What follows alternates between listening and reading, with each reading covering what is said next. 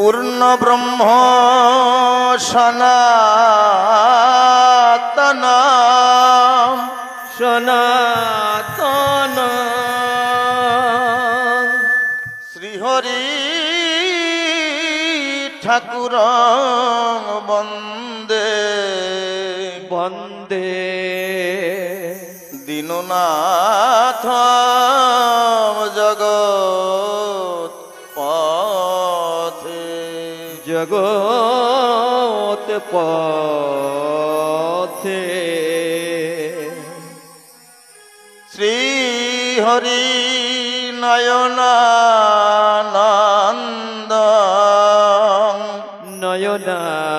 नयनानंद देवदेव महागुरु महागुरु श्री गुरु चरण वंदे वंदे सर्वसिद्धि प्रदाय प्रदायक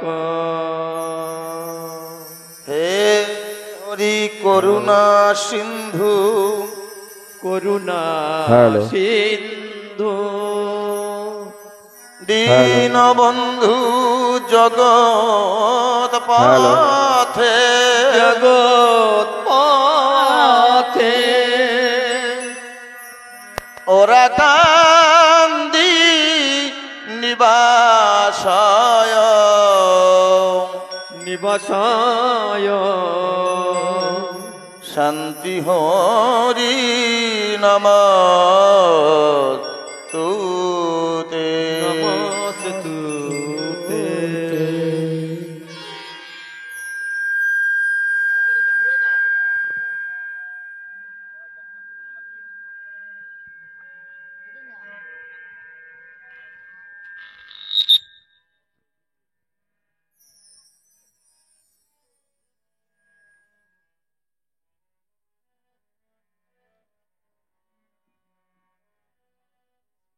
हे हरि चाँद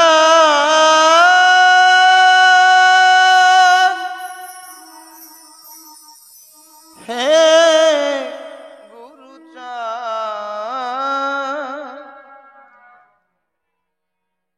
विपद नाशिते एले আপনি ভগবান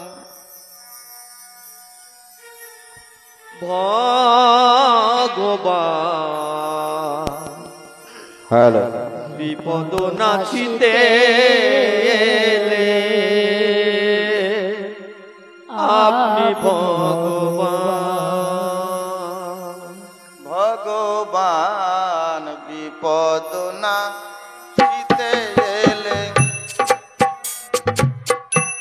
আপনি ভগবান ভগবান বিপদ নাশিতে এলে আপনি ভগবান জয় জয় হরি চাঁদ জয় কৃষ্ণ দাস জয় শিব নবদাস জয় গৌরী দাস জয় জয় হরি চাঁদ জয় কৃষ্ণ দাস জয় শ্রী বৈষ্ণব দাস জয় গৌরী দাস জয় শ্রী স্বরূপ দাস পঞ্চ সহদাস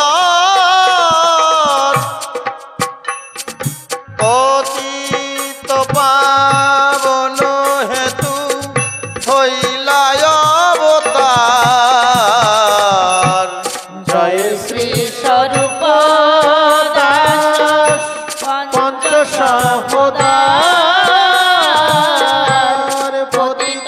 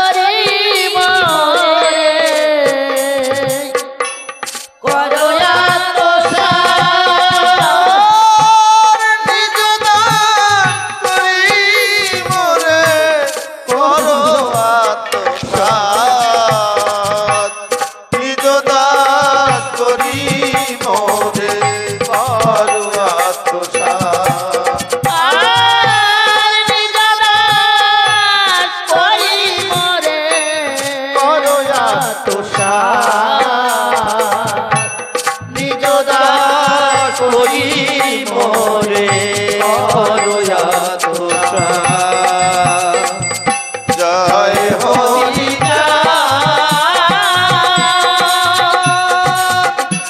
জয় গুরু বিপদ নাশিতে এলেন আপনি ভগবান। পতিত তরাতে এলেন আপনি ভগবান।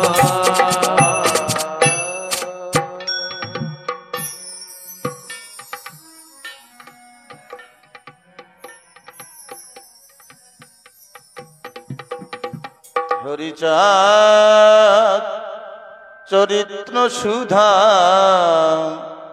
প্রেমের ভাণ্ডার আদি অন্ত নাহি যার কলিতে প্রচার।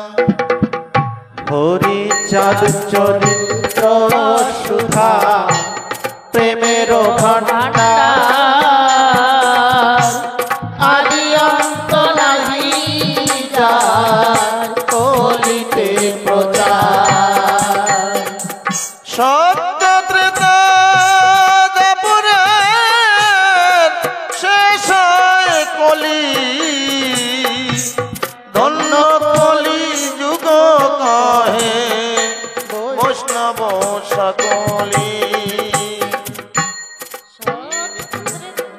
তিন যুগ পরে কলি যুগে কনিষ্ঠ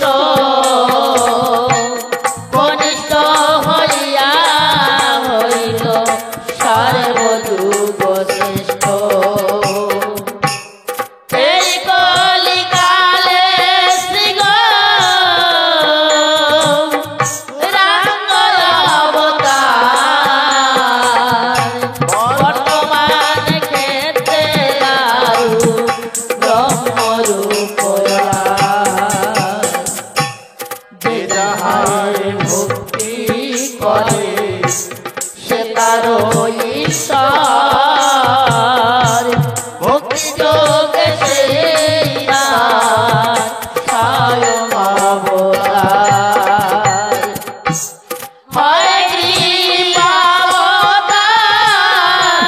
কপিলায় অবতার অষ্টবিংশ অবতার পুরাণে প্রচার। মৎস্য কুর্ম বরাভবা মন নর হরি ঋঘুরাম রঘুরা রাম অবতরী। ঈশ্বরের অংশ কলা সব অবতার প্রথম পুরুষ অবতার রঘুবর। নন্দের নন্দ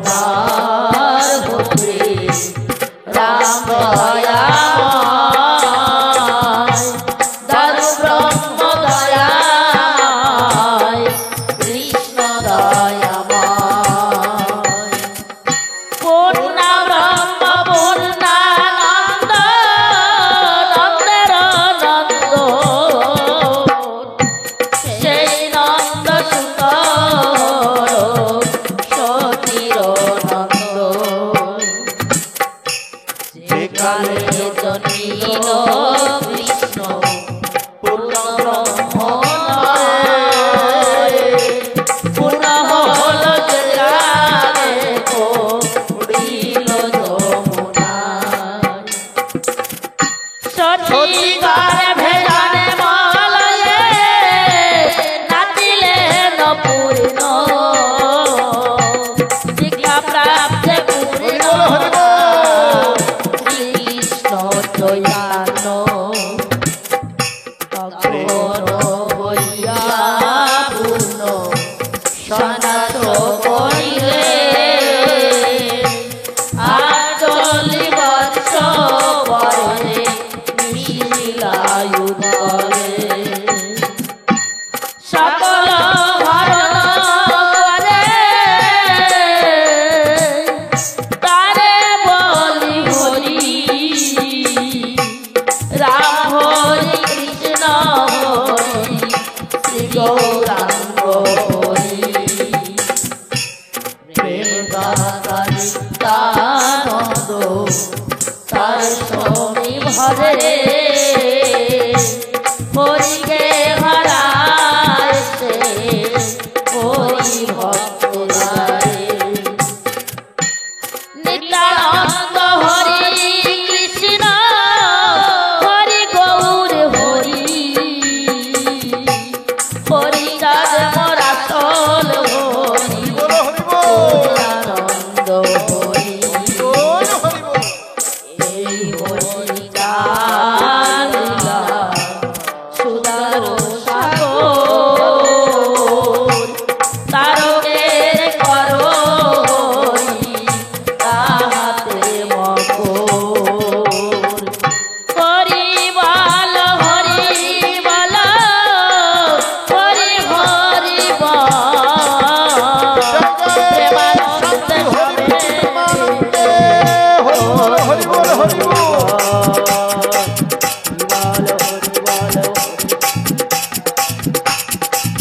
জয় জয় মাতা পিতা পৃথিবীমানন্দে হরি হরি বল জয় জয় বল হরি হরি প্রেমানন্দে হরি বল হরি ঠাকুরের ভক্তবৃন্দ পৃথিবীমানন্দে হরি বল হরি বল হরি বল হরি বল জয় হরি বল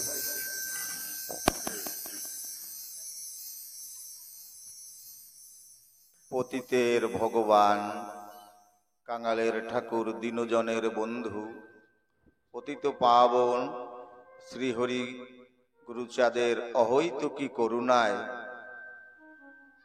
উৎকল জননীর স্নেহাতলে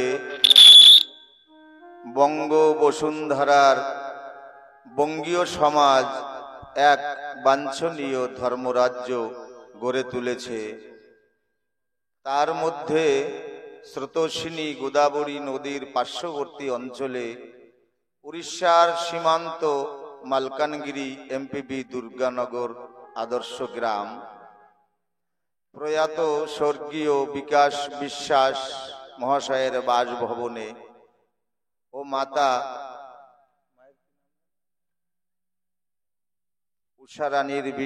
উষারানী বিশ্বাস সুপুত্র শ্রী বিশ্বনাথ বিশ্বাস ও পুত্রবধূ সাবিত্রী মাতা এই বাসভবনে এই ঊর্জাধর পৌষ মাসের শুভক্ষণে মহেন্দ্রক্ষণে এই মহামাঙ্গলিক অমৃতক্ষণে শান্তি হরির অভিন্ন কলেবর শ্রী শ্রী হরি লীলামৃত পাঠ বা ভক্তিযজ্ঞের 3 দিবসীয় পরম আয়োজন। উক্ত সেই পুত পবিত্র আয়োজনে আমার চলার একমাত্র পথ প্রদর্শক পরম করুণাময় বাঞ্ছা কল্পতরু আমার মাতা পিতা ও প্রভু সুন্দর শ্রী গুরুর রাতুল আতুল শ্রীচরণে এই দিনাতি দিনের বিনম্র ভুল উন্টিত ষষ্ঠাঙ্গে প্রণতি জানাই। হরি বল হরি বল হরি বল। ভক্তিপূর্ণ প্রণাম জানাই সমগ্র বিশ্বের সর্বধর্ম জাতি বর্ণ নির্বিশেষে যত পীর আউলিয়া ঋষি মুনি পূজক ধ্যানী ইন্দ্র সূর্য চন্দ্র দানব দৈত্য বৃক্ষাদি তরুলতা কীট পতঙ্গ জলধারায় প্রবাহিত মা গঙ্গে, আকাশ পাতাল পঞ্চভূত সবার প্রতি অন্তরের ভক্তি অর্ঘ্য ও প্রণতি নিবেদন করি। এই সুধা যজ্ঞে দূর দিগন্ত থেকে আগত আমার একান্ত পূজনীয় সাধু গুরু বৈষ্ণব ও মমতাময়ী স্নেহধারা প্রবাহিত মাতৃমণ্ডলীর রাতুল চরণে এই অধম দীন সন্তানের ভক্তির প্রণাম। প্রণাম জানাই মালকানগিরি হরিচাঁদ সেবা সংঘ পটেরু ধামের সকল গুরু গোসাই বা প্রচারক, ভক্ত সেবার তরে জানারা, কায়িক শ্রম দানী বা আমি মতুয়া চ্যানেল প্রচার গোষ্ঠী ও আসরে সকল প্রেমিক শিল্পবৃন্দের প্রতি আমার প্রেম ভক্তি মাখা হরিবল হরিবল।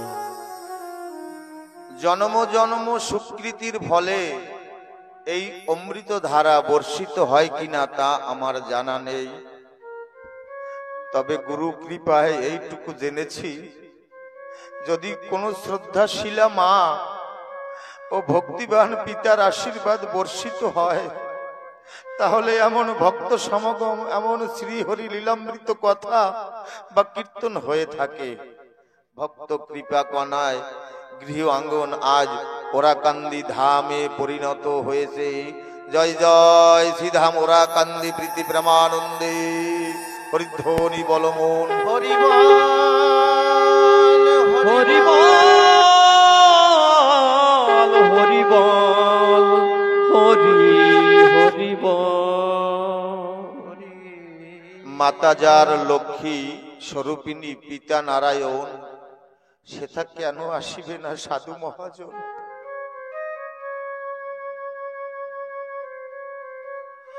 মহাজন বলেছে,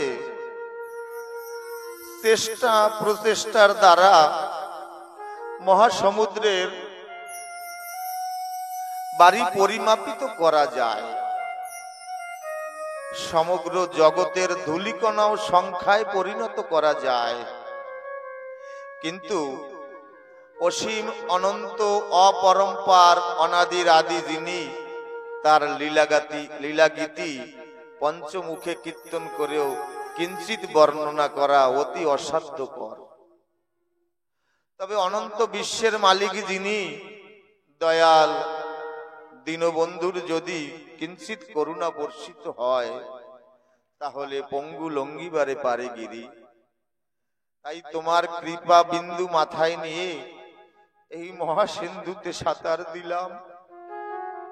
আমার পাপে পরিপূর্ণ দেহ তরি যেন জরাজীর্ণ ভগ্ন তরি শত ছিদ্র যুক্ত মহাকাল রূপী সলিল ধারায় ডুবে তরি ডুবে যায় প্রায়।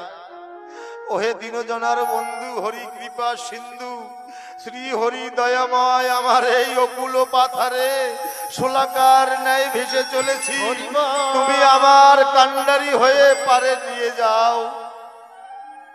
হরিবল হরি হরি হরি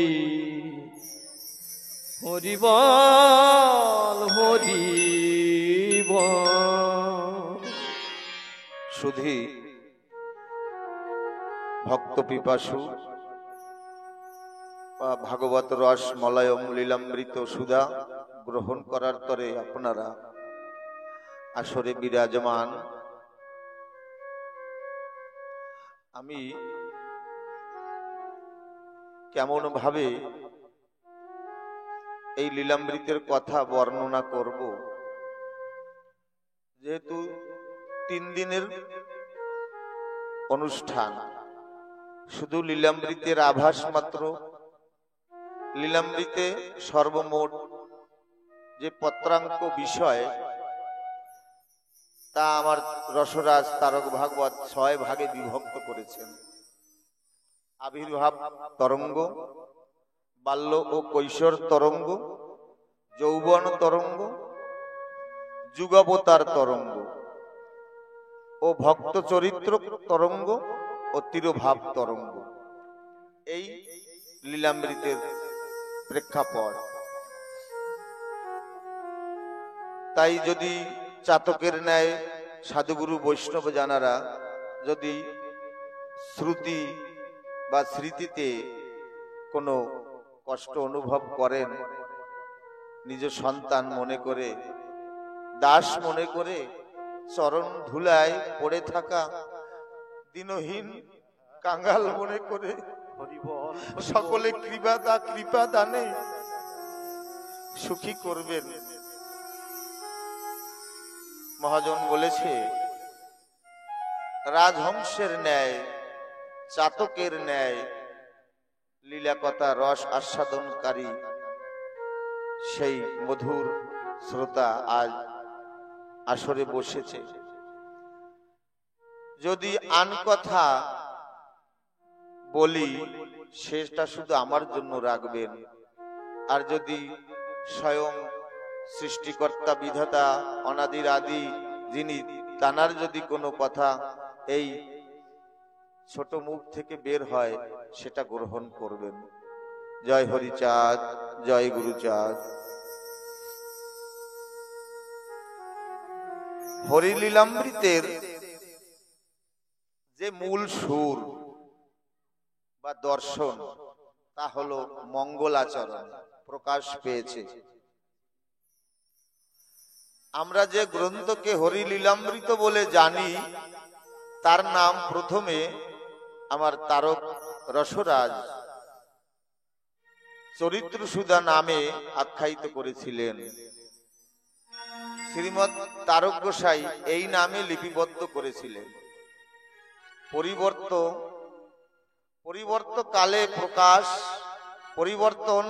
প্রকাশকালে শশীভূষণ হরিবর সরকার ও গুরুচাঁদ ঠাকুরের পরামর্শ ক্রমে নতুন নামকরণ হলো শ্রী শ্রী হরিলীলামৃত। শ্রী শ্রী হরিলীলামৃত প্রীতি প্রমানন্দে হরি বল হরি হরি বল হরি বল বল বল ভাই শান্তি হরি গুরুচাঁদ সত্য ভামাপ্রীতে প্রেমানন্দে হরি হরি বল মন হরি বল হরি বল হরি হরি বল। ঠাকুর মশাই বলছেন, আদি অন্ত নাহিজার কলিতে প্রচার। বিভিন্ন মতের শাস্ত্র গ্রন্থে বর্ণনা আছে এই পৃথিবীটার কোথায় শুরু হয়েছে, কোথায় শেষ হবে তার কোনো নিদর্শন নাই। কিন্তু হরিলীলামৃতে তারক গোসাই বলছে, এই মানব সভ্যতা কবে কোথা আরম্ভ বা অন্ত ঘটবে তা আমরা কেউই জানি না, কিন্তু চলতে থাকবে। আমরা দেখতে পাই অন্যান্য শাস্ত্র গ্রন্থের সঙ্গে সুকৌশলী মহাজ্ঞানী তারক রসরাজ আমার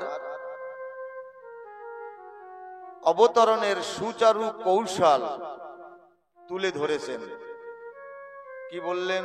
3 যুগ পরে যুগে কনিষ্ঠ, কনিষ্ঠ হইয়া হইল সর্বযুগ শ্রেষ্ঠ। মহাজনেরা বলেছে 3 যুগ পরে এই কলিযুগ সর্বকনিষ্ঠ, সর্বনিম্নে। কিন্তু আমার তারককর্তা বলেছেন, বৈষ্ণব দর্শন বলেছেন, এই কনিষ্ঠ হইয়া এই কলিযুগ সর্বশ্রেষ্ঠ হয়েছে। কারণ মতুয়া ধর্ম দর্শন প্রবর্তিত হবার আগে অন্যান্য ধর্মগ্রন্থ বলেছিলেন কলিযুগ হচ্ছে সর্বযুগ অপেক্ষা অতি নিকৃষ্ট এবং খারাপ যুগ। কিন্তু আমার হরিচাঁদ ও তারক গোসাই ও বৈষ্ণবগণ বললেন এই কলিযুগই সর্বশ্রেষ্ঠ যুগ বলে ঘোষণা করলেন। আর এই কারণে করলেন, সত্য ত্রেতা দাপরে মানুষে মানুষে ছিল জাতা জাতি, বিভাজন, বৈষম্যতা। মানুষের স্বাধীনতা ছিল না। ব্রাহ্মণ নামধারী বৈদিক সম্প্রদায় মানুষ সমস্ত কিছু নিয়ন্ত্রণ করতেন। তারা নিজস্ব মতবাদ ধর্মের দোহাই দিয়ে মানুষের উপরে চাপিয়ে দিতেন, আর অজ্ঞান অশিক্ষিত মানুষগুলোকে তাহা মুখ বুজে মেনে নিতে হতো। এই নিপীড়িত মানুষের উদ্ধারণ পতিত পাবন দয়াল হরিচাঁদ এখানে বিদ্রোহ ঘোষণা করলেন। একই ব্রহ্মাণ্ড, একই সৃষ্টিকর্তা, একই চন্দ্র সূর্য, একই আকাশ বাতাস, তবে কেন এই জাতিভেদ? আমি এমন প্রথা মানি না, এ সঠিক নয়। এই প্রেক্ষাপটে দাঁড়িয়ে হরিচাঁদ ঠাকুর ও তারক গোসাই ঘোষণা করলেন, এই কলিযুগই সর্বশ্রেষ্ঠ যুগ। কারণ 3 যুগ অপেক্ষা কলিযুগে অনেক বেশি স্বাধীনতা। এই কলিকালে অনেক মানুষের একাগ্রতা, সাম্যের প্রতি। তারপরে কি বললেন? এই কলিকালে শ্রী গৌরাঙ্গ অবতার, বর্তমান ক্ষেত্রে দারু ব্রহ্মরূপয়ার। এই কলিকালে মহাগৌরাঙ্গ মহাপ্রভুর অবতার। মহাপ্রভু যেখানে জন্মগ্রহণ করেছিলেন তা হলো 9টা দ্বীপের সমন্বয়, তাই নাম হলো নবদ্বীপ। আর একটা নামও ছিল, তা হলো দারু ব্রহ্ম।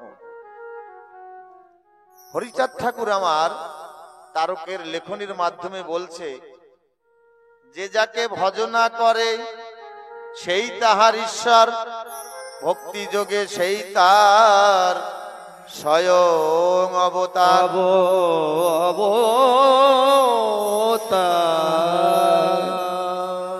তারক গোসাই কোন মত পথকে, কোন যুগকে অবমাননা করে নাই। আমি আমার এই দেহ মন প্রাণ জীবন যৌবন যার চরণে অর্পণ করেছি তাকেই আমি শ্রদ্ধা অর্ঘ দান করব। কিন্তু সমাজের গুরু বৈষ্ণব সাধু মহাজন জানারা সবাইকে আমি মনপ্রাণে ভালোবাসবো, এ নিদর্শন তারক গোসাই দিয়েছেন। ভক্তি করবে তাহার ঈশ্বর মানে। হরিচাঁদ আমার এই মধ্যুয়া দর্শনের মধ্যে এই তত্ত্বটাকে তুলে ধরলেন। এখানে আলাদা কোনো ভগবানের কথা বলা হয়নি, কোনো কাল্পনিক রহস্য নয়। মানুষ কখন মানুষকে ভক্তি করবে? যখন কেউ কাউকে ঘোর অন্ধকার থেকে আলোর পথে হাত ধরে নিয়ে যাবে, বিপদ থেকে উদ্ধার করবে, তাকে সঠিক পথ দেখাবে তার মঙ্গলের জন্য, তখনই সে ভগবানের সম্মান পাবে। কত সুন্দর সরল সিদ্ধান্ত আমার তারক ভাগবত দিয়েছে আমাকে। বৈষ্ণব দর্শনে রয়েছে, গুরু করো শত শত, মন্ত্র করো সার, দে ঘুচাবে মনের আধার, আমি দায় দেব তার। আমার এই মনের অন্ধকার যে দূরীভূত করবে সেই আমার পরম বান্ধব। কত জন্মের ব্যথা আমার বুকে জমা রয়েছে, এমন কোন পরম দীনবন্ধু বান্ধব এসে আমার হাত ধরে তুলে আমাকে এই অধিকার দিল না। এই অধিকার যিনি আমাকে প্রদান করেছেন তিনি আমার একমাত্র আরাধ্য দেবতা। তারক গোসাই বলছেন, হয়গ্রীব অবতার, কপিলায় অবতার, যুগে যুগে অবতার হয়েছে। একটা অতি আনন্দ উৎসাহের বিষয়, আমার তারকচন্দ্র বলেছে, এ আমার কথা নয়, সকল কিছু পুরাণ বলছে, পুরাণে প্রচার। আমি বলছি না। আমাদের একটা ভুল ধারণা, অনেক আমরা প্রশ্ন করি তারক গোসাই এই কেন বলেছে, হরিচাঁদ ঠাকুরের এই কেন দর্শন দিয়েছে। বলছে পুরাণে প্রচার, আদি অন্ত নাহি যার পুরাণে প্রচার। পুরাণের তথ্য তারক গোসাই তুলে ধরেছে। কি বলছে? কিছু বলছে পুরাণ বলছে, বাবা হরিচাঁদ বলছে না। তারককর্তা নানা গ্রন্থ থেকে উদাহরণ বা রেফারেন্স সমন্বয় নিয়েছে, কিন্তু সেই দৃষ্টান্ত মেনেছে কিনা তাহা লীলামৃত পঠন শ্রবণ না করলে তার কিছুই বোঝা যাবে না। পুরাণ থেকে যে দৃষ্টান্ত আমার তারককর্তা তুলে ধরেছে লীলামৃতের মধ্যে, সম্পূর্ণ লীলামৃত পঠন পাঠন বা শ্রবণ যদি না করা হয় তাহলে এর তত্ত্ব লীলামৃতের সেই রসমলয়ম কিছু স্বাদ গ্রহণ করা যাবে না। শ্রীমৎ তারক বলছেন, আমি বলিনি, পুরাণ বলছে, মৎস্য পুরাণ, বিষ্ণু পুরাণ কি বলছে? তৎকালীন সময় বা বৈদিক যুগে ব্রাহ্মণ নামধারী কিছু মানুষ ছিল, তাদের মুখের যে কথা বা নিয়ম ছিল তা হলো নিচু জাতি শোষণ শাসন করার নিমিত্তে। তাহা নাকি ভগবানের মুখাশ্রিত ও ব্রাহ্মণরাই ভগবানের অংশ। তারক গোসাই বলছে না, বেদে আছে, পুরাণে আছে, তাই তুলে ধরেছে। এই জাতপাত দানব দৈত্য অসুর কারা করেছে? ব্রাহ্মণরাই করেছে। ওই দানবকুলে একজন রাজা ছিলেন, তিনি হলেন হয়গ্রীব। হয়গ্রীব অবতার, কপিলা অবতার, আমরা মঙ্গলচরণে উচ্চারণ করে থাকি হয়গ্রীব অবতার। এই গ্রীব অবতার, গ্রীব বলে একজন দানব দৈত্য রাজা ছিলেন। পুরাণ বলছে সমগ্র তৈরি হয় বলে বেদের মধ্যে সব বিধান রয়েছে। ব্রহ্মার কাছে যায়, ব্রহ্মা বেদ পড়ে বিধান দিয়ে দেয় সকলকে। আপনারা লক্ষ্য করবেন, ব্রহ্মার হাতে ক্যালেন্ডারে দেখবেন একখানা বেদ গ্রন্থ থাকে, যা হিন্দিতে সংস্কৃতে লেখা থাকে বেদা, আর বাংলায় বেদ। এই বেদ তৎকালীন দিনে শুধু ব্রহ্মার হাতেই থাকত। গ্রীব রাজা ব্রহ্মার কাছে গেলেন, যদি বেদের মধ্যে সমস্ত বিধান দেওয়া থাকে তাহলে সেই বেদ কেন শুধু ব্রহ্মার হাতে থাকবে? কে ঘোষণা করলেন? হয়গ্রীব ব্রহ্মাকে ঘোষণা করলেন, তোমার যদি এই জীবহিতের জন্য বেদ তৈরি হয়, ঈশ্বরের যে পৃথিবীর সৃষ্টিকর্তা তার মুখস্থিত বাণী যদি হয়, তাহলে শুধু তোমার হাতে কেন থাকবে? জীবের হিতের জন্য, তাহলে অধিকার জীবকে পড়ার অধিকার দিতে হবে তোমার। তখন হয়গ্রীব বলছে, ওই বেদ পড়ার অধিকার কেন দেওয়া হলো না? উঁচু নিচু সব মানুষ তোমারই সৃষ্টি। ব্রহ্মা বললেন, এই বেদ শূদ্র, চণ্ডাল, অসুর, দানব এদের কারো পড়ার অধিকার নাই। শুধু ব্রহ্ম অংশে যারা জন্মগ্রহণ করেছে তারা একমাত্র পঠন পাঠন শ্রবণ কীর্তন মনন করতে পারবে। ব্রহ্মা বলছেন। হয়গ্রীব প্রবল প্রতাপশালী রাজা, ও বলল, বেদ আমি অধ্যয়ন করবই। যখন সংকল্প করে নিয়েছে, একদিন ব্রহ্মা ঘুমিয়ে রয়েছেন, তার অজ্ঞাত সারে হয়গ্রীব বেদ অধ্যয়ন করে ফেললেন। ঘুম থেকে জেগে দেখে বেদ নাই। উনি বিপদ বুঝলেন, যদি এই বেদ মানব সমাজ, ব্রাহ্মণদের মানব সমাজ বা নিচু জাতি জেনে যায়, তাহলে দেবতা নামধারী ব্রাহ্মণদের কথা আর কেউ মানবে না।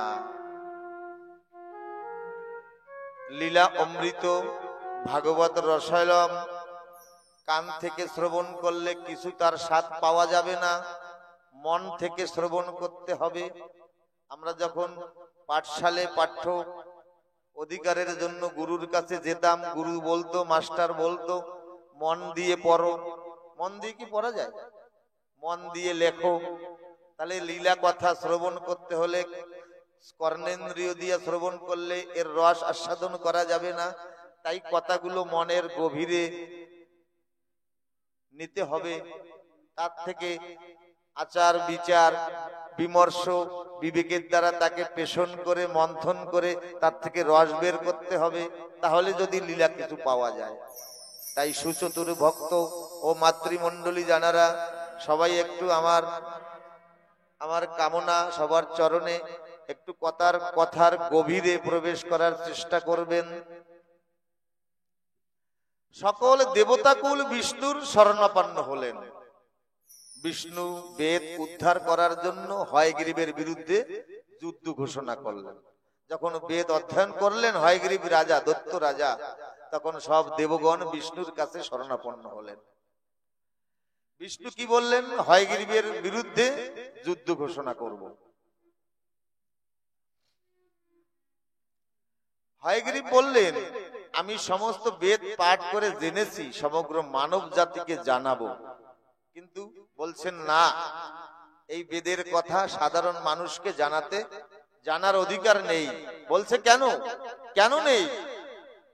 ওখানে বিপ্লব করলেন হয়গ্রীব। হে বিষ্ণু, তোমার মধ্যে এই বৈষম্যতা কেন? জ্ঞানের ভান্ডার, সবার সম অধিকার। বিষ্ণু বলছে, তুমি এই বেদ যখন পড়েছো, এই জন্মে আর প্রচার করতে পারবে না। বিষ্ণু বলল হয়গ্রীবকে, এই জন্মে তুমি আর এই বেদ লোক সমাজে লোকালয়ের মধ্যে আর প্রচার করতে পারবে না। যদি চাও পরের জন্মে প্রচার করতে পারবে। ওখানে অন্যায় যুদ্ধে নির্মমতায় হয়গ্রীবকে হত্যা করা হয়। এই সেই গ্রীব, হয়গ্রীব অবতার। বিষ্ণু বললেন, পরের জন্মে এই বেদ জ্ঞান প্রচার করতে পারবে। তাই সমুদ্র গর্ভে জন্মগ্রহণ করলেন। আমরা কোন ভক্তগণের ভাগ্যে ঘটে গঙ্গাসাগর মেলায় যাওয়ার, আছে না গঙ্গাসাগর? যদি গঙ্গাসাগরে কেউ যেয়ে থাকেন, সমুদ্র গর্ভে জন্মগ্রহণ করলেন কপিল মুনি নামে। কপিল মুনির আশ্রম আছে। গঙ্গাসাগরে গেলে কপিল মুনির আশ্রম দেখা যায়। কিন্তু আজ অবধি বেদ মানুষে জানতে পারলো না, কারণ এই নিচু জাতিকে শিক্ষার অধিকার দেওয়া হয় নাই।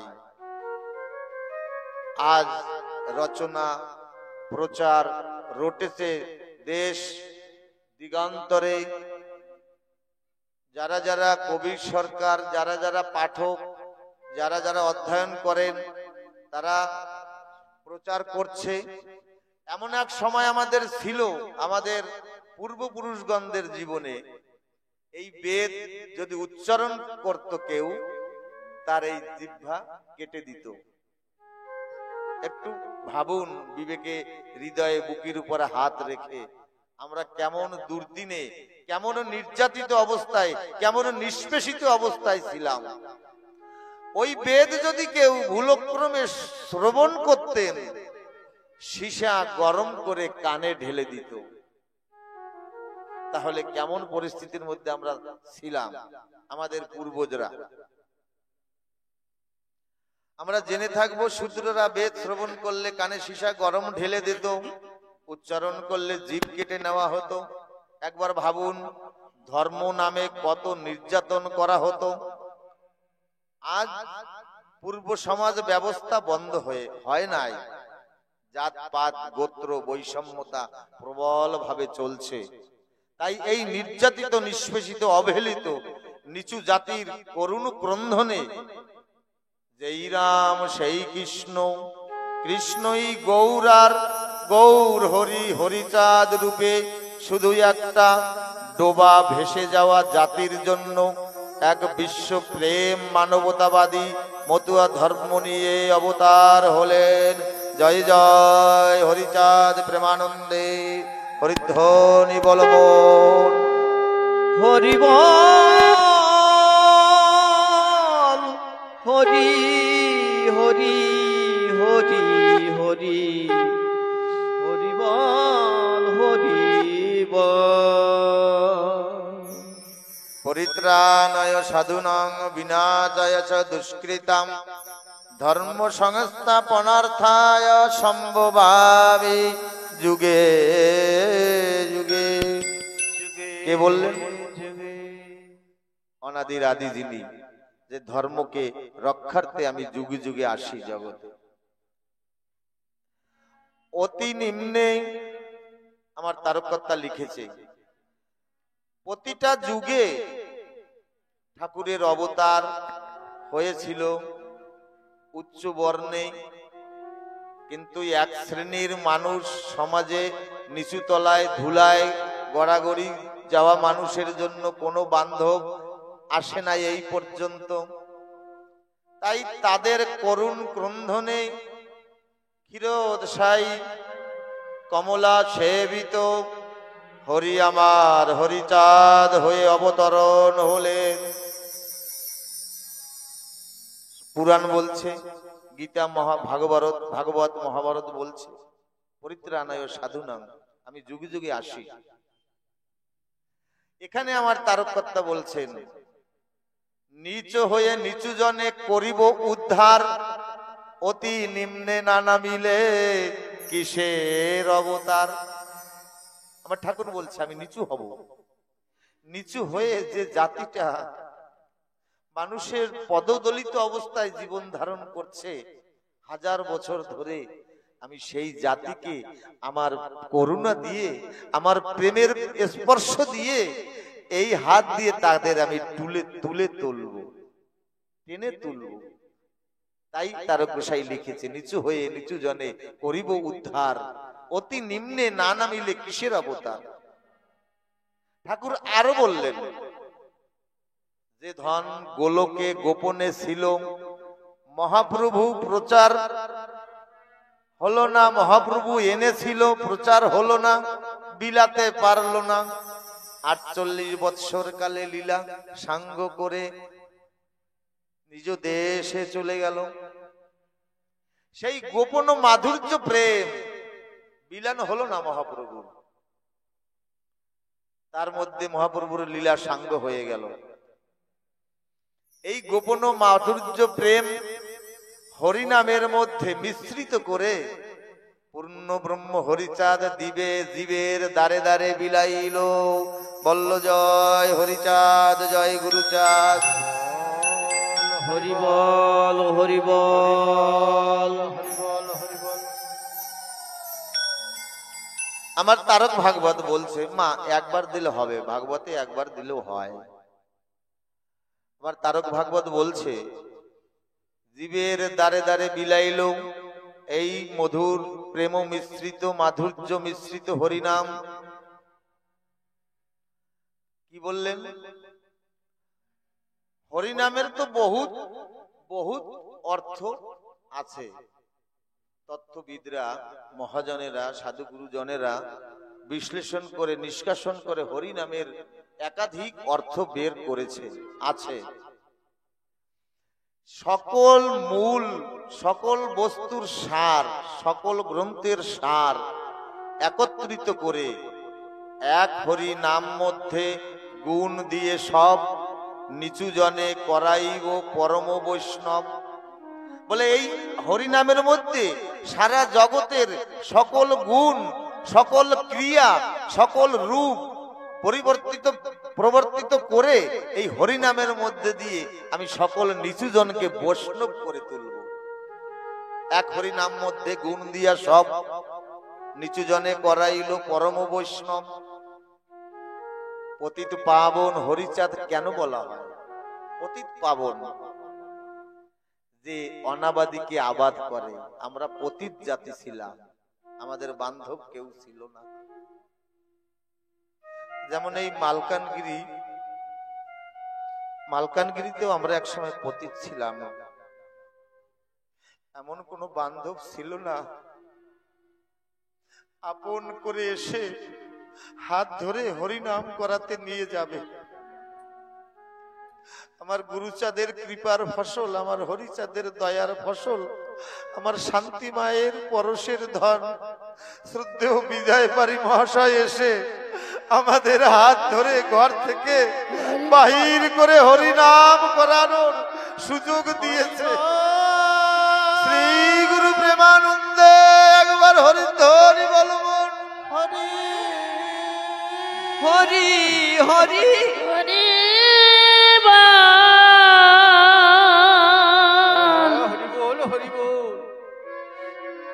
হরি বল। জয় হরিচাঁদ, জয় গুরুচাঁদ। পতিত পাবন হরিচাঁদ কেন বলা হয়? একবার চোখ বন্ধ করে বুকে হাত রেখে অনুধাবন করুন। পৃথিবীতে এমন কোন ধর্ম বা কোন ভগবান নাই যে তারা মাতৃজাতিকে সম্মান দিয়েছে। লক্ষ্য করবেন কথা, যত মত পথ, যত শাস্ত্র, মত পথের কথা আমি বলছি না, যত শাস্ত্র গ্রন্থাদি আছে, আমার কথা নয়, গ্রন্থের কথা, মাতৃজাতিকে সম্মান দিয়েছে। এমন কোন ভগবান নাই যে মাতৃজাতিকে সম্মান দিয়েছে। আমার একমাত্র দয়াল হরিচাঁদ প্রথম তার দর্শনে পাওয়া যায় মাতা পিতা গাছের গোড়া, হরি গাছের ফল। গোড়ায় জল না ঢেলে আগায় ঢালিস জল, তাতে মিলবে না কোনো ফল। ঠাকুর কি বলছেন? মাতা পিতা গাছের গোড়া। অন্যান্য ধর্ম দর্শন কি বলছেন? প্রথমে বলেছি অপরাধ ক্ষমা করবেন, আমি আপনাদেরই ঘরের ছেলে, কথার গুণবাচক যে বস্তুটা তাই গ্রহণ করবেন। অন্যান্য ধর্ম দর্শন কি বলছেন?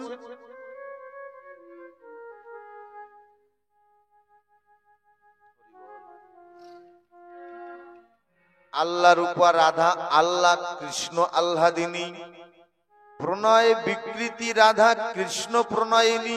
কি বলছেন? আল্লাহ রূপা রাধা আল্লাহ। ইসলাম ধর্ম কি বলছে? আল্লাহই সর্ব মঙ্গলময়, আল্লাহই সর্বে সর্বা। সেখানে মা বাবার কোনো ভূমিকা নাই। যা দিয়েছে আল্লাহ দিয়েছে, যা করেছে আল্লাহই করেছে, কোরআনে লেখা আছে, দৃষ্টান্তে আছে। ইসলাম ধর্ম বলেন মা ও বাবা কোনো ভূমিকা নেই, যা কিছু সব আল্লাহর দেওয়া। ওখানে ঠাকুর বললেন মায়ের অবদানই প্রধান। কে? রাধা। মাতৃরূপী সমস্ত নারী জগতের রাধা শক্তি, আমার হরিচাঁদ ঠাকুর বললেন। এবার বৈষ্ণব দর্শনের রাধা আর হরিচাঁদের মাতৃরূপী রাধা কি এক হলো?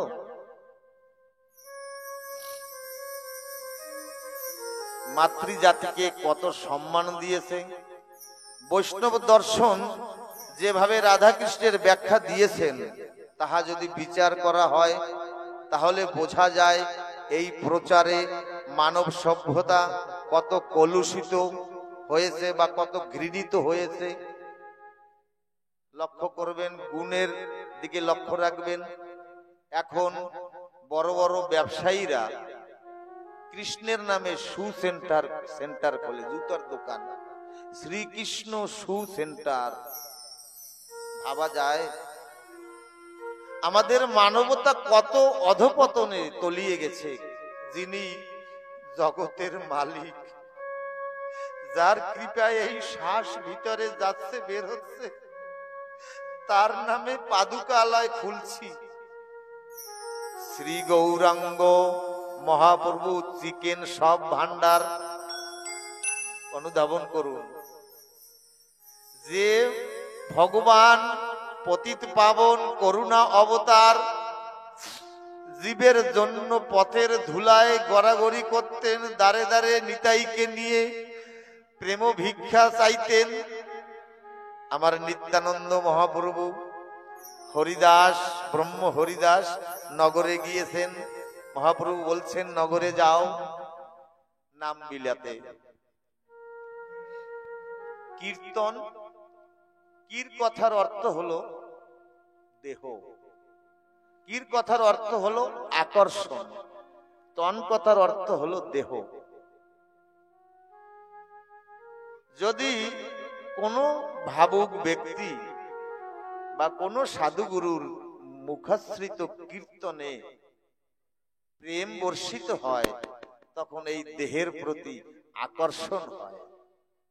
তখন সুচারু ভক্ত জানারা, চাতকের ন্যায় প্রেমিক ভক্ত জানারা তখন ওই দেহের প্রতি ধায়। কারণ ওই দেহটা, ওই অবয়বটা তখন একটা প্রেমের মূরতি হয়ে যায়। তেমনি কীর্তন, আকর্ষণ, যে দেহ দেখলে আকর্ষণ করে মন, তেমনি দুই দেহ নিত্যানন্দ আর ব্রহ্ম হরিদাস নগরে গিয়েছে। বলে মা ভিক্ষাম দেহি, যখন ভিক্ষা চাইল গৃহ আঙ্গন থেকে মাতৃ সম মা মণ্ডলী বেরিয়ে এলো কিছু চাউল তন্ডুল ডাল দিয়ে। আমার হরিদাস বলছে, আমাগো আমি চাউল কলা নিতে আসিনি। বলে এই তো বললে ভিক্ষাম দেহি। বলে না, আমি একবার মধুমাকা কৃষ্ণ নাম ভিক্ষা দাও। বলো একবার হরে কৃষ্ণ বলো। এমন ভাবে নগরে নগরে ভিক্ষা করেছে মানুষের কাছ থেকে সেই মহাপ্রভু।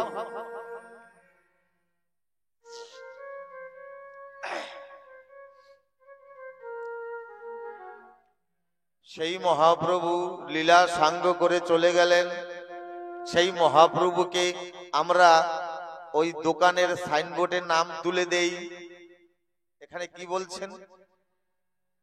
এই প্রচার মানব সভ্যতা কত কলুষিত হয়েছে বা কত ঘৃণিত হয়েছে, আর যত অশ্লীল রাধা কৃষ্ণের নামে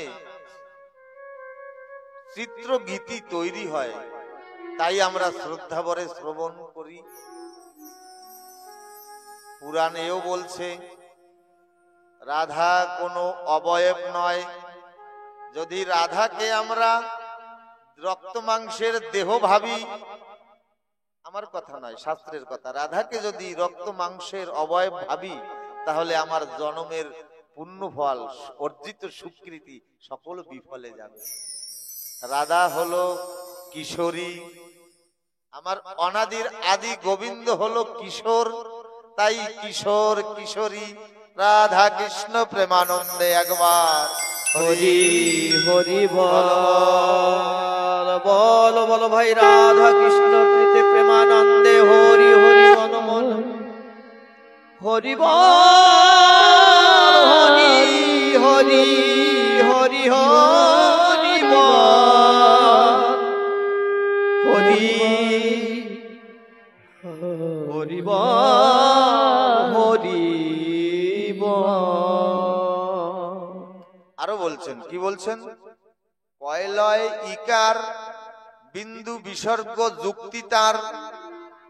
আগে বলছেন কয়লয় ইকার, কয়াকারে লয়াকারে ইকার চন্দ্রবিন্দু যুক্তি করলেই ইকার, বিন্দু বিসর্গর ময়াকারে অনুস্বর ইহা কইলে একত্তর, তাতে হয় বীজরূপী রাধা, তাতে হয় বীজরূপী কৃষ্ণ।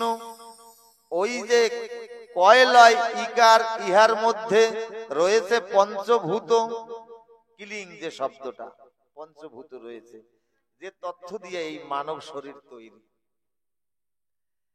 ইতি অব তেজ মরুদ বোম, ময়াকারে অনুস্বর ইহা কইলে একতর, তাতে হয় বীজরূপী রাধা।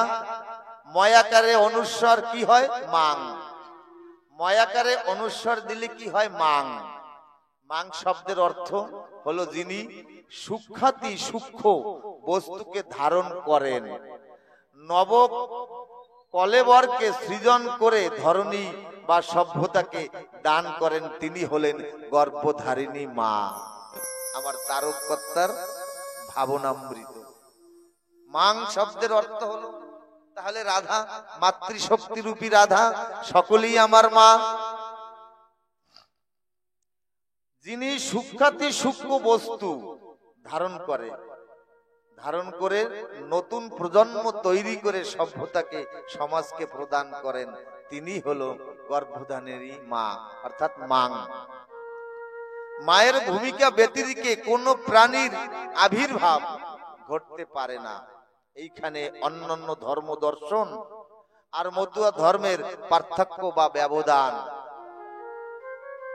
ব্যবধানটা কি? মাতৃ জাতিকে অতি হীনভাবে দেখা হয়েছে। হরিগুরুচাঁদ আমার মা বাবাকে সবার উপরে রেখেছে। বলো বলো মাতা পিতা প্রীতি প্রেমানন্দে হরিধ্বনি বল মন।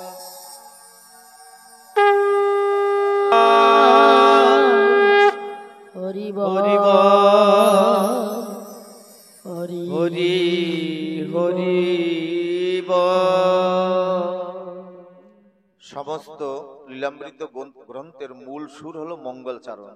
আজকে যেহেতু সময় বিলম্ব আমাদের একটু হয়েছে, কারণ আমরা আমাদের সময়টা অনুকূলে ছিল না, কর্ম ব্যস্ততা বা কর্ম গুছিয়ে আমরা পারিনি, সেজন্য সকলে আমাদের একটু ক্ষমা করবেন কর্মকর্তাকে।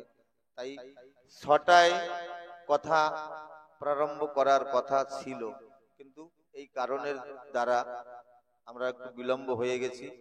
আজকে এই মূল গ্রন্থের মূল সুরটা মঙ্গলাচরণ। এই মঙ্গলাচরণ যতটুকু পারি শ্রবণ করানোর চেষ্টা করছি। তারপরে কি বলছে? সকল হরণ করে তাকে বলে হরি, রাম হরি কৃষ্ণ হরি আমার শ্রী গৌরাঙ্গ হরি।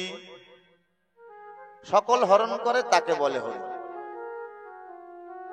আগেই বলেছি হরি শব্দের বহুল অর্থ আছে, দুটো অর্থ হলো মোক্ষ। আমার মঙ্গল আমার অমঙ্গল হরণ করে যিনি মঙ্গলে পরিণত করে আমাকে প্রেম ভক্তিতে পরিপূর্ণ করতে পারে, এই দুই অক্ষরের মুখ্য অর্থ হলো তাই। দুই অক্ষর হরি নামের মুখ্য অর্থ হলো তাই। অনেক অর্থ আছে, হরণ করা, অনেক কিছু করে, মঙ্গল করা, কিন্তু আমার অমঙ্গলকে মঙ্গলে পরিণত করে যে ভক্তি প্রেমের অধিকারী আমাকে করে তা হলো এই হরিনাম। সকল হরণ করে তাকে বলে হরি। জীবের দুঃখ পাপ সকল যিনি হরণ করেন তাকেই একমাত্র হরি বলবো। রাম হরি, কৃষ্ণ হরি, গৌর হরি, কিন্তু এই হরিচাঁদ গুরুচাঁদ অবহেলিত জাতির দুঃখ হরিচাঁদই হরণ করেছিলেন। তাই আমাদের কাছে বা তারককর্তার কলমে পূর্ণ ব্রহ্ম বা পূর্ণানন্দ হরি বলে আখ্যায়িত হয়েছে। কথাটা কেউ খারাপ ভাবে নিবেন না যে ঠাকুরই পূর্ণ ব্রহ্ম, তাহলে অগ্রজ জানারা ছিলেন তারা কি পূর্ণ ব্রহ্ম নয়? তারক গোসাই কিন্তু এই দর্শনটা দিতে চাননি, এই জিনিসটা বুঝাতে চাননি। তারক গোসাই বলছেন আমাকে যে উদ্ধার করেছে সে আমার কাছে পূর্ণ ব্রহ্ম, পূর্ণানন্দ হরি। তারপরে কি বলছেন? প্রেমদাতা নিত্যানন্দ তার সমীভারে, হরিকে হরায় সেই হরি ভক্তের দ্বারে। হরি ভক্তের দ্বারে। আমার মহাপ্রভু যে ধন এনেছিলেন বিলাতে পারল না, কে বিলালো? নিত্যানন্দ বিলালো। প্রেমদাতা নিত্যানন্দ তার সমীভারে, হরিকে হরায় সেই হরি ভক্তের দ্বারে। নিত্যানন্দ সেই ভাবটাকে হরি ভক্তের দ্বারে বিলালো। গৌর অনুসারী উনি প্রশ্ন তুললেন, নিত্যানন্দ মহাপ্রভুকে প্রশ্ন তুললেন, নিমাই তুমি আমাদের ছেড়ে দুঃখিনী সতীমাতা সমগ্র নদিয়াবাসী অকুলে ভাষায় কি বস্তু কোন ধনের লালসে সন্ন্যাসে যাচ্ছ পুরীতে? নিত্যানন্দ অবধূত প্রশ্ন তুললেন নিমাইয়ের কাছে। যুগে যুগে ভগবান আসে জীবের মঙ্গলার্থে, তুমি সেই জীবকে মঙ্গল না দিয়ে তাদের বিরহ দুঃখ সাগরে ভাসিয়ে দিয়ে কি সাধনার তরে কি পাওয়ার তরে তুমি পুরীতে সন্ন্যাস বেশ ধারণ করে চললে? মহাপ্রভু এখানে বলছে সন্ন্যাসী হইনি যবে সন্ন হলো মতি। সন্ন্যাসী হওয়ার দরকার ছিল না, এ অনেক বড় প্রসঙ্গ। অকুলে ভাষায় কি বস্তু কোন ধনের লালসে সন্ন্যাসে যাচ্ছ পুরীতে? এমন কি ধন আছে যা এই মানব সভ্যতার মধ্যে নাই? তুমি কলি পাবন অবতার, তুমি যদি এই মানুষের কল্যাণ না করতে পারো তাহলে তুমি কিসের করুণ অবতার? আমি মানি না তোমার এই সন্ন্যাস ধর্ম, মানে নাই নিতাই। নিত্যানন্দ মানে নাই। নিতাই প্রেমের মহাজন, নিতাই ভজিলে গৌর মেলে। গৌর গৌর করলে গৌর পাওয়া যাবে না। যে প্রেমের মহাজন তাকে তার শরণাগত হতে হবে। নিতাই, হে বিধাতা তুমি আমায় দুঃখ দাও, আমি নিতাই।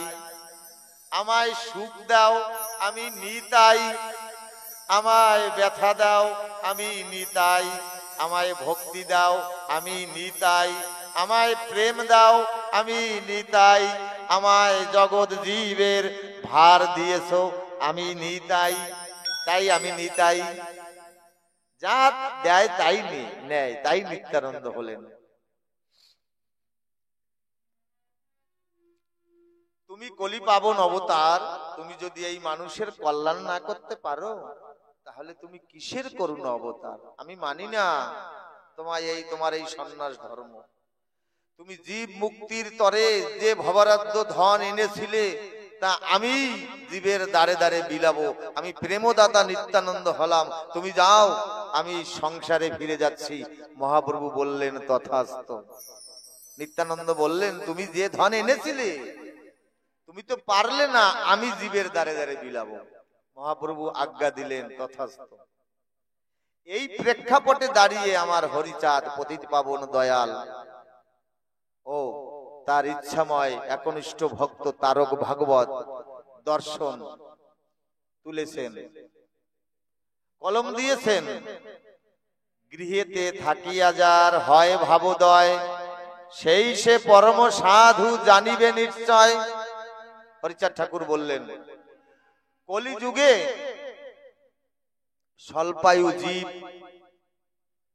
কারণ এই স্বল্পায়ুর মধ্যে তার যদি জীবনের অর্ধেক আয়ু সাধন ভজনে চলে যায় তাহলে তার দ্বারা এই সৃষ্টি রক্ষা, গৃহস্থ ধর্ম, সমাজ সেবা কিছু হবে না। হরিচাঁদ ঠাকুর কত সূক্ষ্ম, কত গভীরতায় নেমে এসেছেন। গৃহেতে থাকিয়া যার হয় ভাবোদয়, সেই সে পরম সাধু জানিবে নিশ্চয়। মহাজনেরা বলে থাকে সারা দেশ ঘুরে 12 আর ঘরে বসে 13। হরিচাঁদ দর্শনে, লীলামৃত দর্শনের কথা। হরিচাঁদ ঠাকুর মতুয়া ধর্ম দর্শনে দর্শন কেন দিয়েছিলেন? তিনি যে পরিবারের সন্তান, হরিচাঁদ ঠাকুর তো বৈষ্ণব পরিবারের সন্তান, তবু মতুয়া ধর্মের প্রবর্তক কেন হলেন? আমাদের বৈষ্ণব গৌরীয় বৈষ্ণব যারা আছেন বা বৈষ্ণব সম্প্রদায় যারা আছেন, তারা যদি অগ্র অধিকার চায় আমাদের কাছে, ওই পরম ধন আমাদের, আমরা অস্বীকার করতে পারবো না। যেহেতু হরিচাঁদ ঠাকুরের বাবা ছিলেন যশোমন্ত বৈরাগী, বৈষ্ণব ধর্মে দীক্ষিত ছিলেন, তিনি যে পরিবারের সন্তান তারা তো বৈষ্ণব ধর্ম দর্শনে বিশ্বাসী ছিলেন। তার পূর্বপুরুষগণ সকলেই তো বৈরাগী বা বৈষ্ণব ছিলেন। তবে তিনি কেন এই মতুয়া দর্শন বিলাতে অগ্রসর হলেন? এখানে অনেক মা ও বাবারা থাকতে পারেন বা আছেন বৈষ্ণব ধর্মে বিশ্বাসী, আমি তাদের আঘাত দেবার জন্য বলছি না। মূল তত্ত্বটা না বুঝে কেউ ভুল বুঝবেন না। হরিচাঁদ ঠাকুর কখনো বৈষ্ণব মতাদর্শকে অমান্য করেনি, অর্থাৎ প্রচলিত ধর্ম বা দর্শন তৎকালীন সময় ছিল, তার মধ্যে কিছু ভুল ধারণা, অবাস্তব কুসংস্কার, মানুষের ক্ষতিকারক, ব্যক্তি জীবন পরিবারের অকল্যাণ একটা বিষয় বা অধ্যায় নেমে এসেছিল। কি বলেছে? কুসংস্কার, অবাস্তব, ক্ষতিকারক, ব্যক্তি জীবন ও পরিবারের অকল্যাণ ও বিষয় বা অধ্যায় নেমে এসেছিল। আমার ঠাকুর সেই ত্রুটিটাকে মুছে ফেলার জন্য বিদ্রোহ করলেন। সেই কুসংস্কার দূরীভূত করে মানুষকে আলোর দিশা দেখাতে যে ধর্ম প্রচলন করলেন তারই নাম মতুয়া ধর্ম। অর্থাৎ যুগে যুগে ধর্মের মধ্যে যে ভুল জায়গাটা সেইটাকে সংশোধন করে মানুষের কল্যাণের তরে একটা মানবতা বা সাম্যের ধর্মকে প্রচলন করলেন দয়াল হরিচাঁদ আমার। দেখলেন অন্যান্য ধর্ম দর্শনের মধ্যে মাতৃজাতির প্রতি বা মায়েদের অবস্থা অতি নিচু, অতি নিম্নতর, রাখা হয়েছে। সারা পৃথিবীর মতুয়া ধর্ম দর্শন নিয়ে গবেষণা করছেন যারা যারা ধর্ম প্রচার করেছিলেন, তারা সবাই রাজ ক্ষমতা পেয়েছিলেন। একমাত্র হরিচাঁদ ঠাকুরই ধর্ম প্রবর্তক বা প্রচারক কোন রাজ শক্তি পাননি। এই অবধি 4 যুগে যে সকল মহোদয়গণ বা প্রচারকগণ বা কুলগুরুগণ, সমাজসেবীগণ যারা ধর্ম প্রচারে ব্রতী হয়েছিলেন, তারা কিন্তু রাজশক্তির অধিকার তারা পেয়েছিলেন, রাজত্বের আওতার মধ্যে তারা থাকতেন, যার জন্য তাদের কেউ হানাহানি জাতাজাতি করার অধিকার সাহস পেত না। কিন্তু একমাত্রই ধর্ম প্রচারক বা অবতার আমার দয়াল হরিচাঁদ, যিনি কোন রাজশক্তির অধিকার পাননি। তাহলে কি ছিল এই মতুয়া ধর্ম দর্শনের মধ্যে? নিশ্চিত মানুষের এমন কোন ধর্ম প্রচার করেছিলেন, তাই হিন্দু, মুসলমান, বৌদ্ধ, খ্রিস্টান, শিখ, ঈসাই, উঁচু নিচু সকল যত সম্প্রদায় বা উপসম্প্রদায় ছিল, তারা মতুয়া ধর্মকে অগ্রগণ্য করে মেনে নিল। সারা বিশ্বে এই মতুয়া পর্যালোচনা হচ্ছে। যেমন স্বামী বিবেকানন্দ সনাতন ধর্মের জন্য সুদূর 7 সমুদ্র পাড়ি দিয়ে চিকাগো শহরে গিয়েছিলেন ধর্ম সম্মেলনের জন্য। এই মতুয়া ধর্মের পক্ষ থেকে শ্রদ্ধেয় তুষার চক্রবর্তী তিনিও গিয়েছিলেন সেই চিকাগো শহরে ধর্ম সম্মেলনে এই মতুয়া মতবাদকে সারা বিশ্বের বাজারে তুলে ধরার জন্য। সেখানে গিয়ে এই মানবতাবাদী বা এই সাম্যের ধর্ম প্রচার করলেন, অগ্রগণ্য করলেন, বা তারা মেনেও নিয়েছে। তারা এই মতুয়া ধর্মের অগ্রগণ্য করে মেনেছিল, বা এমন একদিন আসবে সকলেই এই ধর্মকেই মানবে। ঠাকুর বুঝেছিলেন এই নাগপাশ বন্ধন থেকে যদি মানুষকে মুক্তি দিতে হয়, তাহলে মানুষের জ্ঞানের আলোর দিশা প্রদান করতে হবে। হরিচাঁদ ঠাকুরের নিদর্শন এখানে আমার তারক ভাগবত কলম তুললেন, কি বললেন? বৈষ্ণবের খুঁটিনাটি খণ্ডন কারণ, সে কারণে অবতারের পুনঃ প্রয়োজন। ভুল বুঝবেন না মায়েরা ও বাবারা, কিছু অবাস্তব অসম্প্রীতিকর চরিত্র এই বৈষ্ণব ধর্মের মধ্য থেকে সূক্ষ্মভাবে চলে এসেছে। বৈষ্ণব মহোদয়কে গণকে দোষী করার জন্য নয়, এখানে কলির একটা প্রবঞ্চনা রয়েছে, যার কারণে করতে বাধ্য। কলি তো বলেছে, একা গৌর কি করবে? আমি পাপ দিয়ে তোমার 3 দুয়ার ভরে দেব, একা গৌর কত জীবকে তরাবে? সেই কলির প্রতারণায় পড়ে বলে না, সাধু হওয়া কষ্ট বটে, নষ্ট হওয়া যায় সহজে। সারা জীবনের অর্জিত সম্পদ, প্রেম ফল, ভক্তি রতন, শুধুমাত্র গুণাক করে যদি রতিমাশা কম হয়ে যায়, তখনই ওই মানুষের সাধুত্ব থেকে অসাধুর পথে অবগাহন করে। তেমনি ভুলের পরিক্রমে, ভুলের প্রতিকূলতা ছেড়ে ভুলের অনুকূলে এসে ওই বৈষ্ণবগণের দ্বারা কিছু খুঁটিনাটি সমাজে প্রবেশ করেছে। তাই তারককর্তা লিখেছে, বৈষ্ণবের খুঁটিনাটি খণ্ডন কারণ, সে কারণে অবতারের পুনঃ প্রয়োজন। ঠাকুর আমার বৈষ্ণব ধর্মকে নিন্দা করেন নাই। ত্রুটি অর্থাৎ যা মানুষের ক্ষতিকারক, হিতকারী নয়। দৃষ্টান্ত একটা এসেছে, কেমন ত্রুটি? কোন একজন কুলগুরু তার শিষ্য বাড়িতে গিয়ে শিষ্য কন্যাকে বলছে, মা আমাকে একটু পঞ্চশস্য ব্যঞ্জন দিয়ে অন্নভোগ করে দিবি। শিষ্য কন্যা বলছে, বাবা আজ তো একাদশী। গুরু মহারাজ বলছেন, কিছু হবে না, কেউ জানতে পারবে না, মানা যায়?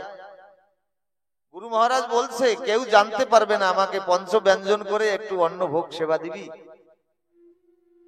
গুরু সবার উপরে, ওই শিষ্যা মেয়ে বলছে তাহলে তাই করতে হবে। এই জাতীয় খুঁটিনাটি ওই সুপদ দিয়ে অবগাহন করেছিল। আমার হরিচাঁদ ঠাকুরের যে মতবাদ, তাতে কোনো অলিক কল্পনা, শাসন শোষণ, নরকের ও স্বর্গের প্রলোভন এ সকল বর্জিত বলে ঘোষণা করলেন। কোনো কল্পনা নাই আমার ঠাকুরের, কোনো অলিক নয় যে স্বর্গ যেতে হবে, এই গায়ত্রী মন্ত্র পাঠ করো, এই দান করো, তোমাকে স্বর্গে পাঠাবো। এ কল্পনার চিন্তাধারা আমার হরিচাঁদ পতিত পাবন হরিচাঁদের মধ্যে ছিল না। শাসন শোষণ, নরকের ভয়, স্বর্গের প্রলোভন সকল বর্জিত বলে ঘোষণা করলেন।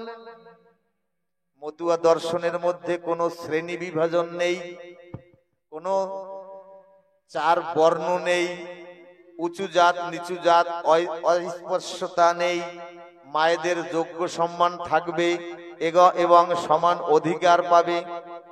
তাই আমার তারক রসরাজ লিখলেন, বুদ্ধের কামনা তাহা পরিপূর্ণের জন্য, যশমন্তের গৃহে হরি হইল অবতীর্ণ। বুদ্ধের কামনা, আপনারা ভাবতে পারেন হোলি লীলামৃতের মধ্যে বুদ্ধের কথা কেন এলো? বুদ্ধের কামনা ছিল, কি ছিল, এ কথা কেন বলছে শুনুন। বুদ্ধ হলো আমাদের পূর্বপুরুষ, হরিচাঁদ ঠাকুরের পূর্বপুরুষ। কেমন?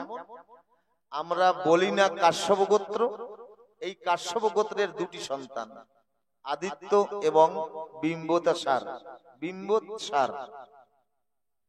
বিম্বতাসর এক অংশ গৌতম বুদ্ধের শাখা, আর এক অংশ পরবর্তীকালে আমরা এই চণ্ডাল ছিলাম, গুরুচাঁদ ঠাকুরের করুণা বা কৃপার বলে আমরা নমশূদ্রতে পরিণত হয়েছি।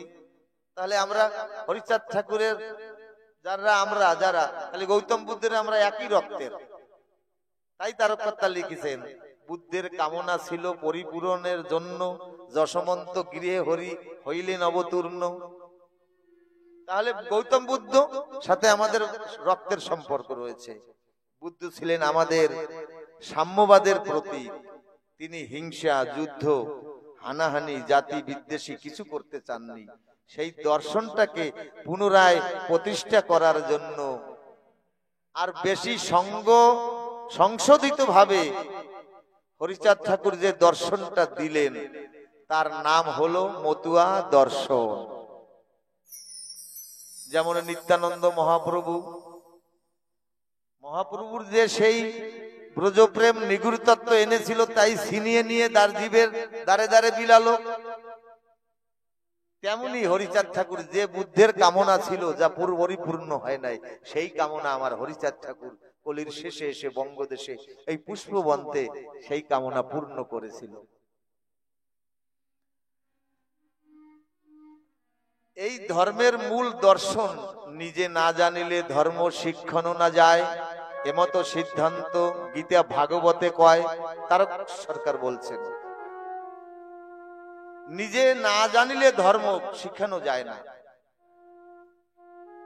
মহাপ্রভু বলছেন, নিজে আচরিয়া ধর্ম জীবকে শিখাবো। তাই এই সিদ্ধান্ত গীতা ভাগবত বলছেন। আমার তারক ভাগবত কি বলছেন? নিজে ধর্ম জানে না, সে কি ধর্ম প্রচার করবে? কে বলেছে? পুরাণ বলছে। বৈদিক ধর্মগ্রন্থ জাতিভেদকে মেনেছে। আমার ঠাকুর পতিত পাবন দয়াল হরিচাঁদ জাতিভেদ মানেনি, অস্বীকার করেছে, আমি জাতিভেদ মানি না। যদি একই সৃষ্টিকর্তার সন্তান হই আমরা সকলে, তাহলে কিসের উঁচু আবার কিসের নিচু? জাতিভেদ মানি না। ঠাকুর এখানে কি বললেন?